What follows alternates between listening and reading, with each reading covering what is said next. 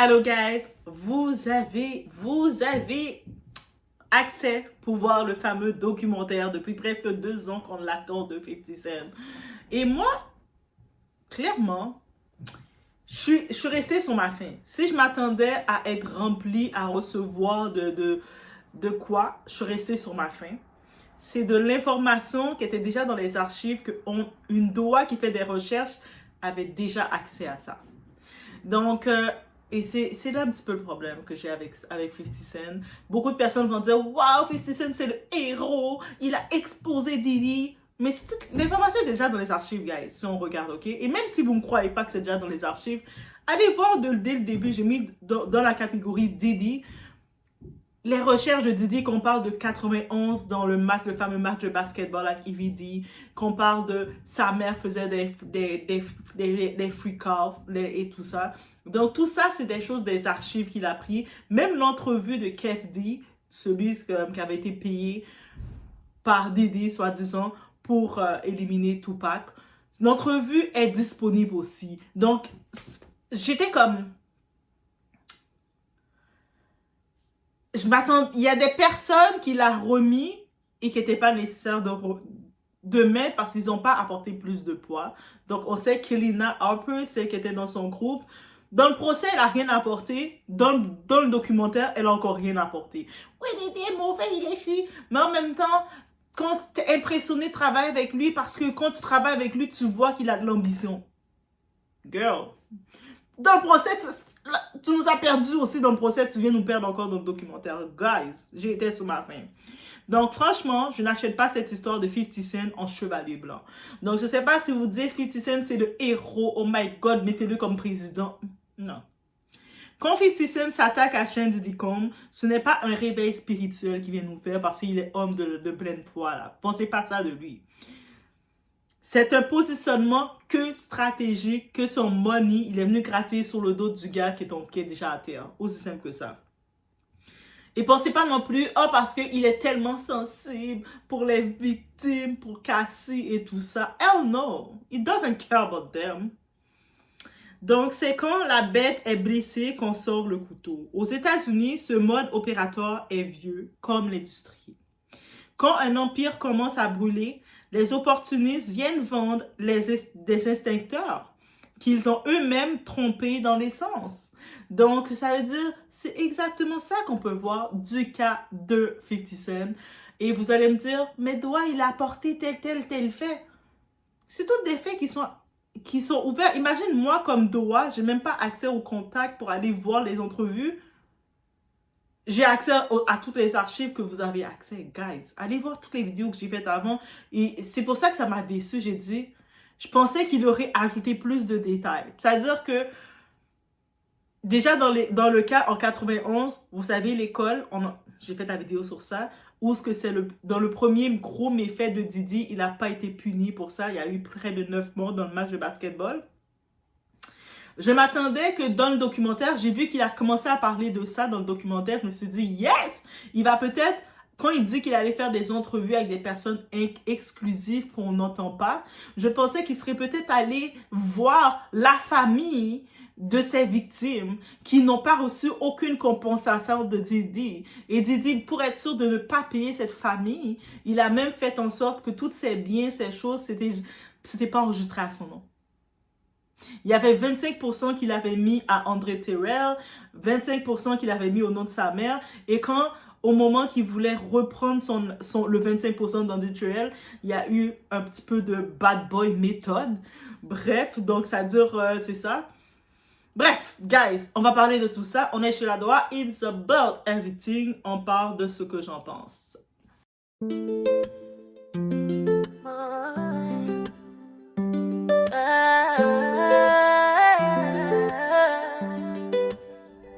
Baby, watch me now. I'm untouchable. I do I nigga, watch me now. I'm untouchable.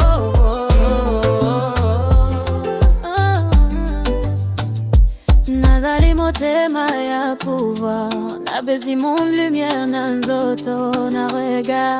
C'est moi qui choisis de qui moun ka vin bon côté. Bon Dieu ka guide moi,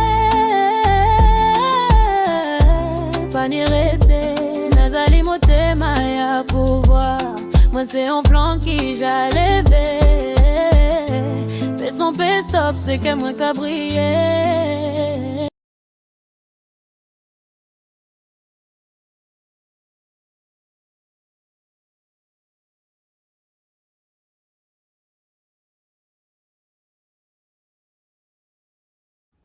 Donc, en effet, on ne va pas jouer à l'hypocrite, commencer à lancer des fleurs à 50 Cent, rien de là.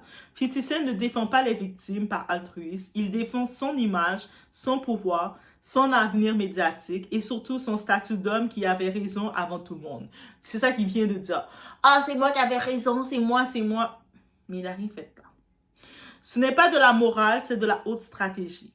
Mais attention, même s'il ne pense pas tout ce qu'il dit, le fait qu'il dit les bonnes choses et parfois les choses les plus sales sont ceux qui sortent. Parfois les gens les plus sales sont ceux qui sortent les vérités les plus propres. On va le dire comme ça. Que ce soit Cassie victime, mais l'histoire n'est pas binaire.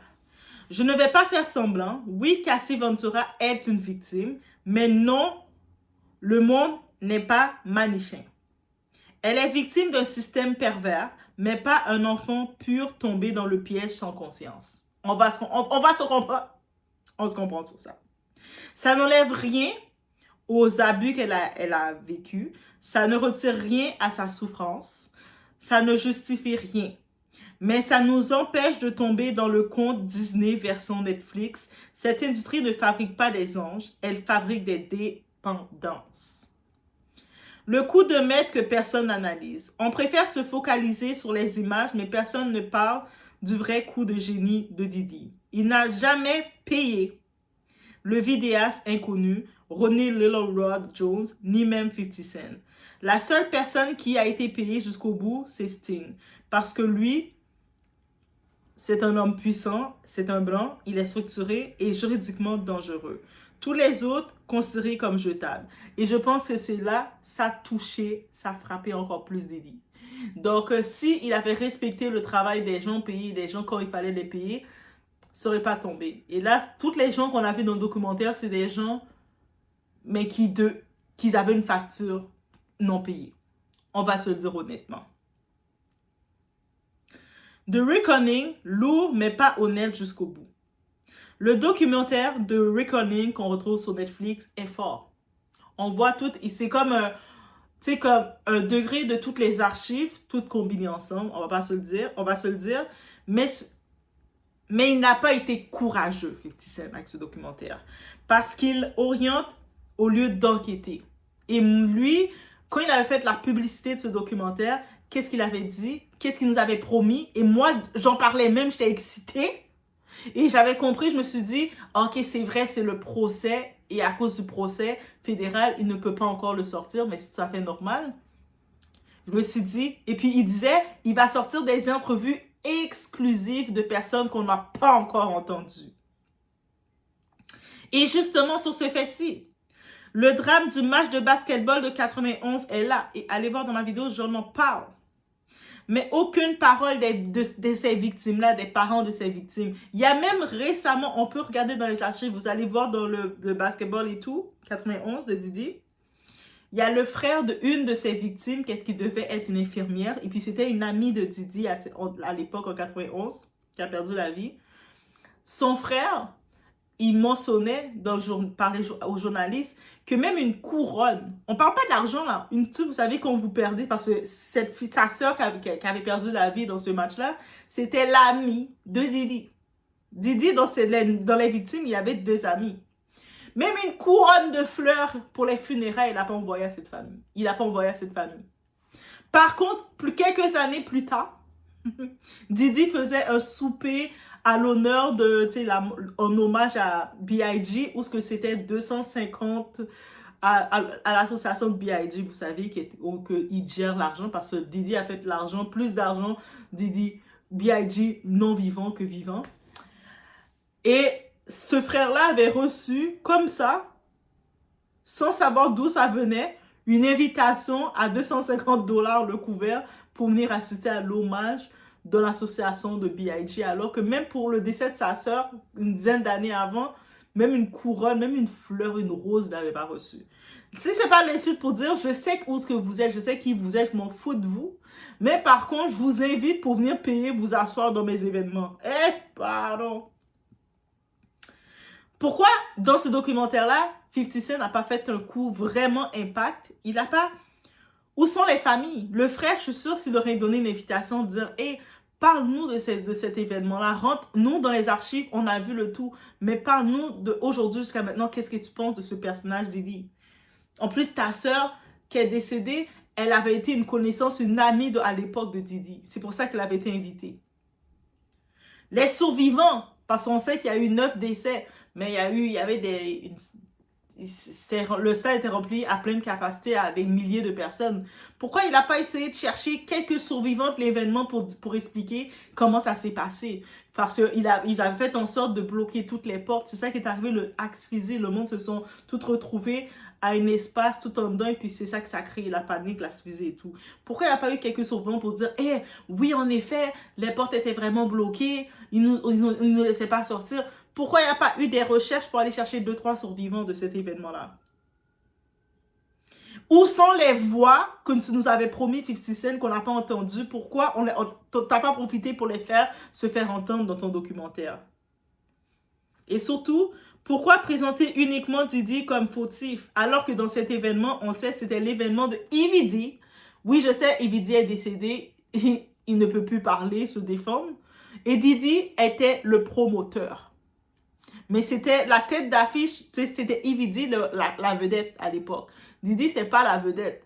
Il était promoteur, oui, il est comme, il a quand même son charisme pour attirer les gens, mais c'était EVD la vedette, et EVD avec son réseau, il avait pu attirer des célébrités à venir se joindre au line-up.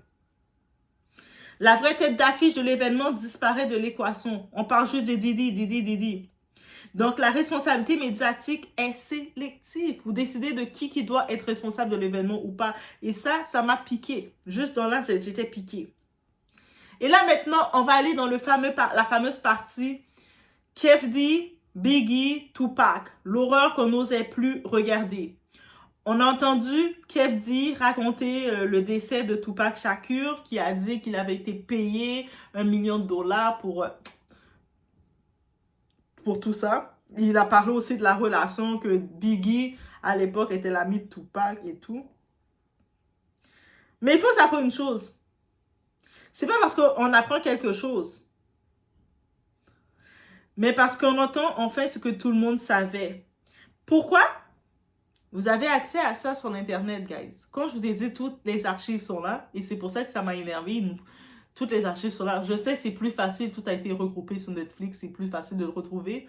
Mais il y a déjà plusieurs années de ça, le fédéral, quand ils avaient filmé l'interrogatoire de Kef D, justement, ils l'avaient exposé au public. Donc, l'interrogatoire de Kef D est déjà disponible, accessible à tous. Donc, c'est pas quelque chose d'exclusif. Le monde dit, oh my God, il est quand même doit aller chercher Kef D. Non, il n'est pas rien d'aller chercher, ok? Il a pris quelque chose qui est accessible à tous. Et voilà. On a vu les images aussi de Notorious B.I.G. se faire tirer dessus. Du réel brut, on va dire. Pas du divertissement, pas du Netflix. Du trauma filmé. Donc, lorsqu'il y avait l'événement de B.I.G., c'était dans un événement public. Il a pris des scènes pour montrer, ok, on va dire c'est la version inédite, ça fait choquant, ça fait oh my God, c'est le dernier instant de vie. Mais en même temps, c'est là que j'ai dit son côté humaniste, son côté humain de 50 Cent n'était pas là. Il accuse Diddy d'être un monstre, et on est d'accord, il dit il a ses démons. Mais tu penses quoi des enfants de B.I.G.? La famille de B.I.G. là, qui voit les dernières scènes de celui-ci en train de tomber, là, de ces dernières scènes de vie, on en fait quoi? Parce que les vidéos qu'il a achetées, parce que oui, c'est les petites parties qu'il montre, ça a été acheté par ceux qui avaient les clips. Il les a coulés ensemble, il a montré.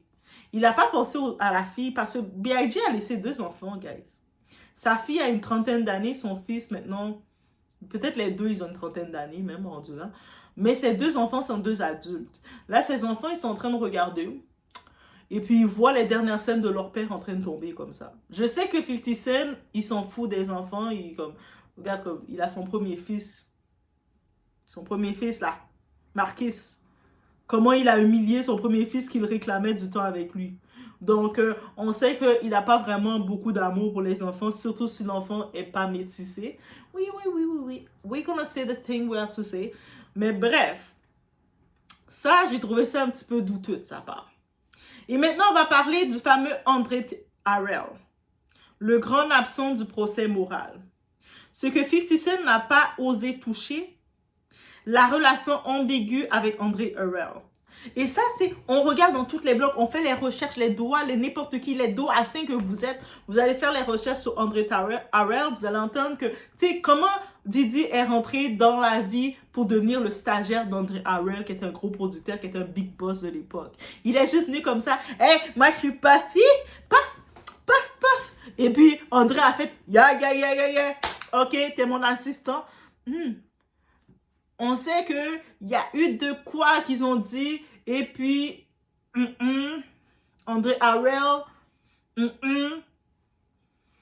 c'est un homme qui aime profiter des jeunes hommes, et Diddy à l'époque était un jeune homme, Puffy qui était un jeune homme à l'époque, Il a été chaud sur le terrain, pourquoi? Parce qu'il voulait recevoir, André Harrell parler dans son documentaire pour avoir plus de crédibilité, je peux comprendre. Mais c'est comme, tu veux dénoncer Diddy de son immoralité, mais tu mets en avant, tu mets en lumière André Harrell qui avait profité de Diddy quand il était jeune, qui aussi est une raison de les traumas de Diddy. Donc, ça veut dire que Diddy, lui, tu dis, ah oui, il est vraiment méchant, il a traumatisé des gens, il a créé des traumas chez les gens, mais tu dois aller, et puis tu mets en avant celui qui est l'initiateur, un des initiateurs de ces traumas à lui. Ça veut dire qu'en vrai, t'accuses pas Diddy de ce qu'il a pu faire aux gens, là. C'est juste un problème de guerre d'ego que tu avais avec Diddy. Tu t'en foutais qu'il faisait du mal aux gens. Parce que sinon, André Harrell, tu l'aurais exposé. Parce que là, c'est là que ça laisse à désirer. Il aurait fallu faire des faits. Sortir les faits depuis quand, qu'est-ce qui a amené dans le documentaire. Oui, tu veux exposer Diddy. C'est qu'est-ce qui a amené que Diddy, qui était un petit jeune homme, tu sais, dans les quartiers de Harlem qui vivait, sa mère, oui, elle faisait des soirées où dans ces soirées, il y avait comme plein de gens qui des scammers, des gens contre l'argent, qui dépensent. Vous savez, comme les Afros, quand ils font des fêtes, les Noirs, nous, comme on est Nord-Américains, Afro-Américains, on fait des grosses fêtes extravagantes. Même si on peut être dans un petit appartement, on va faire des fêtes. Et si la mère, elle a des contacts, sa mère travaille beaucoup, c'est une femme comme, wow, business, elle voulait être actrice. Dans l'époque, elle a toujours dit qu'elle voulait être actrice. Même Diddy l'a toujours dit. Donc, au pire, oui, tu vas dire comment Diddy a fait maintenant le petit jeune qui, quand il était jeune, il a mis en face, quand Diddy était jeune, il était comme moqué à l'école, il n'était pas un gars qui était gangster, il était tout intimidé à l'école. C'est comme ça que tu décris Diddy. Donc, comment le petit gars intimidé, moqué à l'école a rencontré un big boss dans l'industrie musicale pour devenir son assistant. Tu vas dans les faits, explique-nous le A. Nous, dans nos archives, on sait qu'il y a eu une relation avec André Harrell. Mais maintenant, toi, tu nous sors les faits, 50 Cent. Et ça m'a... J'étais... Il les a pas sortis. Alors, ils ont évité. Quand un documentaire commence à esquiver, ça devient suspect. Aussi simple que ça. Diddy n'était pas le seul. Il était pire. Il était un des pires. Mais ceux qui ne sont pas pris, ils sont encore pires que lui. Let's say it like that. Ceux qui se font prendre, dites-vous que ceux qui ne sont pas encore fait prendre, ils sont pires que lui. Diddy n'est pas un cas isolé, mais il a poussé la prédation au niveau industriel. que ce soit humiliation, domination, archivage, manipulation, silence, terreur. Tout ça n'était pas du désordre, c'était de l'organisation criminelle émotionnelle. Et dès le début, ça laissait entendre que Didi aimait ça garder des archives des gens autour de lui pour les faire du chantage émotionnellement. Que ce soit avec des photos, des vidéos. Il aimait ça parce que Didi, c'était sa façon à lui de dominer sur les gens. Et puis, et plus il commençait à prendre du pouvoir, avoir de l'argent, ça allait encore à grande échelle. Et c'est ça qui l'a fait perdre aussi. Il s'en est pas rendu compte. En effet, 50 Cent est mal placé. Il a raison dans un certain sens. Raison, oui, il expose le système, mais c'est son système aussi. Est-ce que moi, je vais faire plus confiance à 50 Cent pour ça? Non. 50 Cent n'est pas propre non plus, là. Mais il n'a pas tort. Et là où ça fait mal, Didi s'est cru intouchable. Et il l'a été pendant un moment parce qu'il avait ses protections pendant près de 30 ans. Mais les temps ont changé. Et la corruption tombe toujours plus lentement que les corps. Donc, juste vous laisser savoir, on va se dire honnêtement, ce documentaire, ce n'est pas une justice, c'est une autopsie médiatique. Et parfois, le vautour arrive avant le juge. Laissez savoir encore, cette vidéo s'appuie sur les sources publiques, témoignages connus, procédures judiciaires et œuvres documentaires. Elle n'affirme pas de culpabilité personnelle et propose une analyse critique à but informatique. On a tout accès à Netflix. Et maintenant, c'est à vous, dans les commentaires, de me dire, mes très chers Doassin et Doassin, 50 Cent est-il un justifié tardif ou un opportuniste déguisé en procureur? Vous pouvez me dire le pourquoi. Est-ce que pour vous, c'est un justicier? Oh my God, il vient de sauver la donne. Il nous a dit des choses qu'on n'était pas au courant. Ou c'est juste un opportuniste? Il vient chercher, il vient en profiter, se lancer. Et dites-moi pourquoi aussi. J'aime ça vous lire. Comme vous faites vos analyses là. Et moi, je suis là. Ah ouais. Ah. Ça, c'est pas tout. On se retrouve au prochain vidéo. Et en vrai, de vrai, juste pour terminer, me dit que, hey, 50 Cent, là, allez, vous pouvez aller, je les ai toutes regroupées ensemble, toutes les vidéos que je faisais sur le dossier Didi. Et je me dis, mais pourquoi 50 Cent m'a pas juste payé? Doa, je te paye pour continuer ton beau travail de recherche, pour t'encourager. Je t'encourage comme bébé créateur. Je sais que tu es étudiante à temps plein et je te donne la force, je t'encourage parce qu'il aurait pu juste me payer puis j'aurais juste continué les recherches. Il m'aurait payé là, il m'aurait donné ce contrat-là. Moi, j'aurais pris le temps, j'aurais regardé, fait des recherches pour avoir le nom de tous ceux qui étaient, les noms qu'on peut retrouver, mais de ceux qui étaient allés en 91 dans le match de basketball, et trouver avoir l'accord de au moins quelques survivants, juste 3-4 survivants, pas trop dans le document, 3-4 personnes survivantes. Et j'aurais pris le frère de cette fille-là, qui était l'ami de Didi, qui a perdu la vie, qui devait être infirmière, et j'aurais pris 3-4 personnes survivantes de tout ça, et qui auraient ils ont vécu un trauma, ils ont été enfermés à l'intérieur, asphyxiés, et puis ils ont été capables de survivre de ça. J'imagine le trauma que ça doit faire jusqu'à maintenant dans leur tête. Et puis de voir que la personne qui était responsable de ça est devenue une superstar pendant des années à dominer. Et eux autres restaient à vivre dans leur trauma avec leur thérapie. Quand ils se retrouvent dans une pièce fermée, ils devaient avoir des palpitations, revoir leur trauma. Ils n'ont eu aucune compensation, même pour des thérapies. J'aurais juste ajouté ça comme détail. Ça aurait créé quelque chose. J'aurais ajouté comme détail aussi, aller creuser du côté de qu'est-ce qui a amené Puffy devenir stagiaire de R.L. André. Et qu'il a tellement pris de la confiance qu'il a commencé comme stagiaire de R.L. André. Dès qu'il a commencé à prendre son ascension, R.L. André avait 25% parce que lui, on l'avait dit de pas mettre, il n'avait pas mis les choses à son nom pour pas que les familles prennent et voient que ses compagnies étaient à son nom et puis prennent son argent. Ça veut dire que s'il avait pensé à faire ça, il savait qu'il y avait des plaintes qui avaient été contre lui et puis il laissait savoir qu'il n'a pas d'argent de toute façon, ce petit jeune promoteur. Mais moi, je serais allée maintenant dire Qu'est-ce qui a amené, dans quelle pression, creusons un petit peu plus, qu'il est devenu le stagiaire pour devenir Big Boss et pour se détourner comme ça de Ray Landry, le chasser et reprendre le 25% qu'il avait mis au nom de Ray Landry pour le replacer à son nom au nom de Shiva Toki. Mais je sais que quand il a chassé Ray Landry, je peux comprendre comment le pouvoir qu'il avait, parce qu'il était avec un Big Boss noir, Ray Landry. Et puis, il s'est agrippé à un Big Boss blanc, qui est Clive Davis. Et on sait qu'il avait été un protégé de Clive Davis pendant longtemps.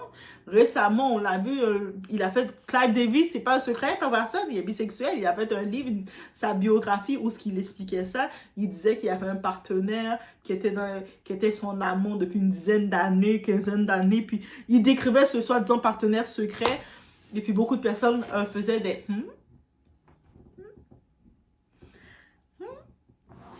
Mais on sait qu'il avait été il était sous la protection après de Clive Davis.